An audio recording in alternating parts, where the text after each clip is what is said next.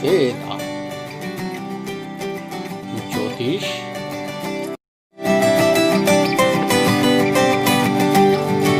अध्यात्म। आप देख रहे हैं वचन संसद। जय श्री हरि मित्रों, आज आयुर्वेद की इस श्रृंखला में मैं आपके लिए सामान्य पाए जाने वाला एक पौधा लेकर आया हूँ।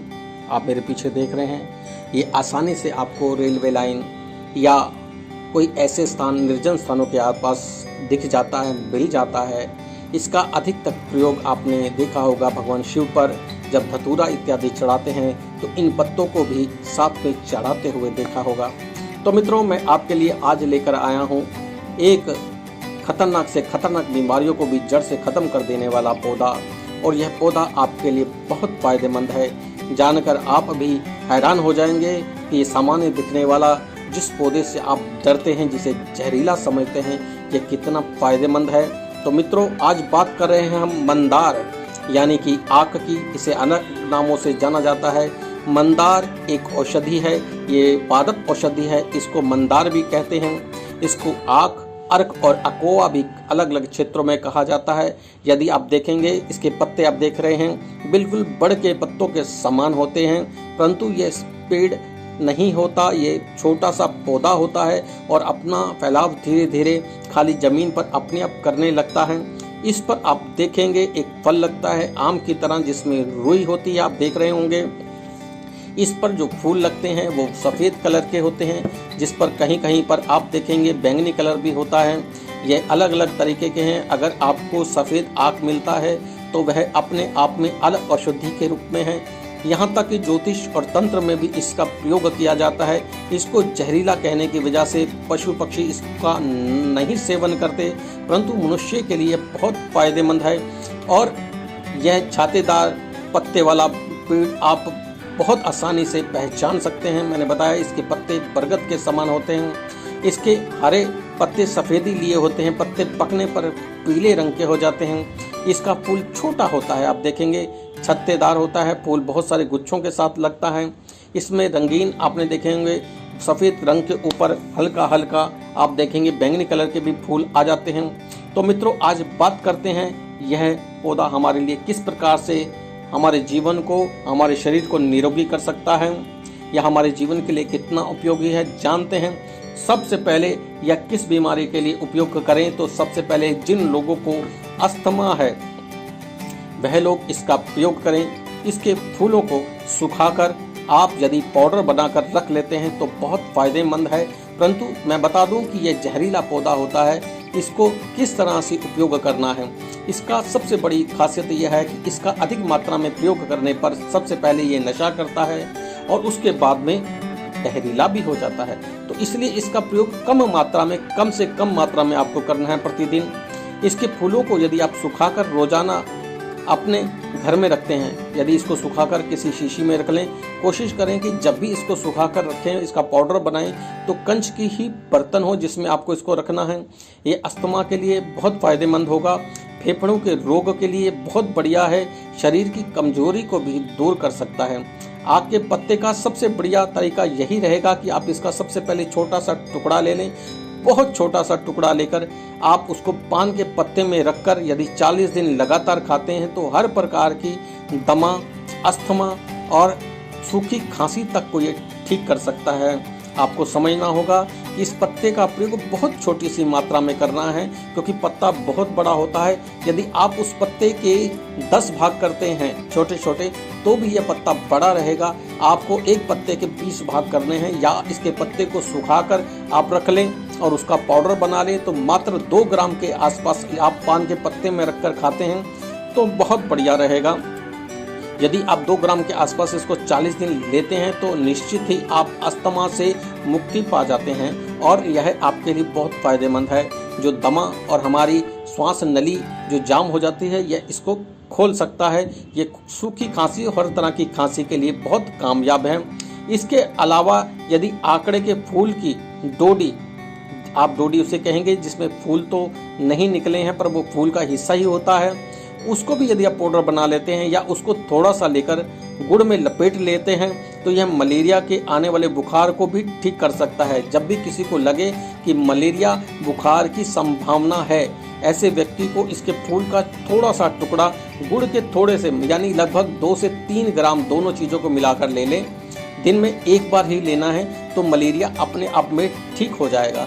और जिन लोगों को पीलिया की शिकायत है, विशेषता से हम इसका प्रयोग पीलिया के लिए कर सकते हैं।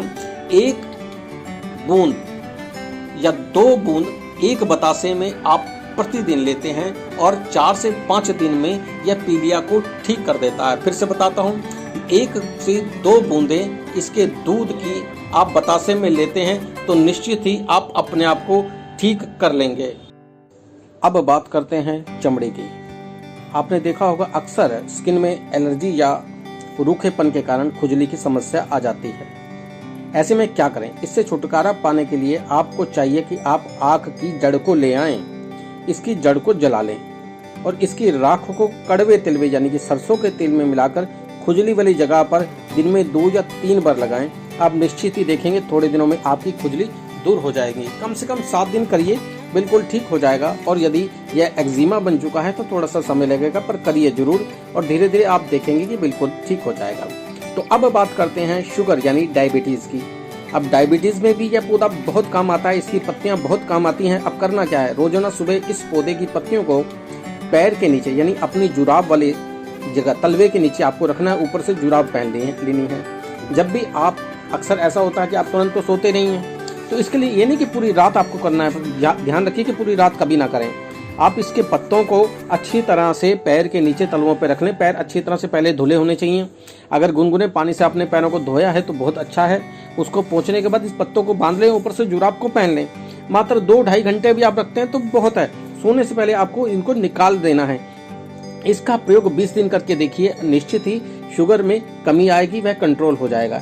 इन पत्तों को गर्म करके जोड़ों पर बांधने पर विशेष लाभ होता है। मैंने बताया ना कि कई जगह काम आता है। तो इन पत्तों को गर्म करके यदि आपके जहाँ जोड़ हैं, जैसे घुटने का जोड़ हुआ, जितने भी हमारे शरीर के जोड़ हैं, चाहे कोहनी का जोड़ हुआ, ये उसके लिए भी विशेष रूप से लाभप्रद है। यदि आपको अचानक चलते हुए कोहनी कहीं ठुक गई या घुटना कहीं ठुक गया तो वो दर्द बन जाता है। ऐसे में भी आप इस पत्तों का प्रयोग कर सकते हैं। करना कुछ नहीं है, आपके कोमल कोमल पत्ते तोड़ लाएं, ताजे ताजे कोमल पत्ते तोड़कर उन्हें तवे पर या सेक लें, फिर उस पर मीठा तेल यानी तिल के तेल को लगा लें, तो उस स्थान पर बांध लें जहाँ आपको चोट लगी है या आपको दर्द है, आप घुटनों का दर्द है, बाएं का दर्द है, चाहे कैसा भी दर्द है, आप बांध लें, आपको 100% फर्क पड़ेगा।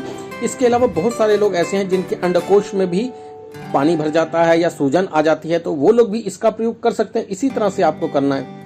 और यदि किसी कारण से खुजली करते करते आपका घाव बन गया है या इस पत्तों को लगाने से घाव बन गया है तो डरने की जरूरत नहीं है। इसके पत्तों को अच्छी तरह से उबाल कर आप उससे धो लीजिए, बिल्कुल धीरे धीरे ठीक हो जाएंगे। इसके अलावा आप ऐसा भी कर सकते हैं, पत्तों पर कत्था चूना लगाकर पान के समान इसको खाने से भी दमा रोग दूर हो जाता है, जैसे मैंने पहले भी बताया।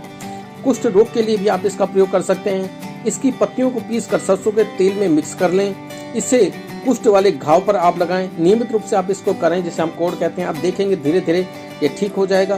केवल ये कुष्ठ रोग के लिए नहीं है, बहुत से लोगों के हाथ फट जाते हैं या पैरों पर चकत्ते बन जाते हैं या इस तरह के घाव से होने लगते हैं, स्किन फटने से लगती है, पैरों की एड़ियां फटने लगती हैं, तो ये आप उस पर भी प्रयोग कर सकते हैं और आप करके देखिए, निश्चित ही आपको फर्क नजर आएगा। इसके बाद बात करते हैं बवासीर की। आक का पत्ता और इसके डंठल को पानी में भिगो दें और इसे पीने से बवासीर की समस्या हमेशा के लिए दूर हो जाएगी। मैंने पहले भी बताया ये बहुत खतरनाक होता है।